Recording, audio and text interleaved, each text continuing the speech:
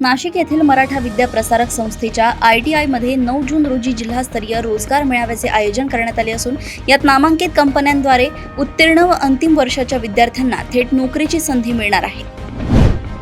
तंत्रज्ञान वापरणारा सुशिक्षित वर्ग सर्वाधिक अंधश्रद्धेच्या आहारी गेला असून ही देशासाठी अत्यंत धोकादायक बाब असल्याचे प्रतिपादन ज्येष्ठ पत्रकार कुमार केतकर यांनी अहिल्यानगर येथील अन्नीसच्या अधिवेशनात केले। अमेरिकन डॉलरच्या मजबूतीमुळे आणि आंतरराष्ट्रीय घडामोडींमुळे जळगाव सुवर्ण बाजारपेठेत चांदीच्या दरात एकाच दिवसात तब्बल 12,000ची तर सोन्याच्या दरातही मोठी घसरण झाली आहे। धुळे शहराला अधिक हिरवेगार आणि स्वच्छ बनवण्यासाठी आमदार अनुप अग्रवाल यांच्या संकल्पनेतून हरित धुळे अभियानाचा प्रारंभ करण्यात आला असून ही मोहीम लोकचळवळ करण्याचे आवाहन करण्यात आले आहे।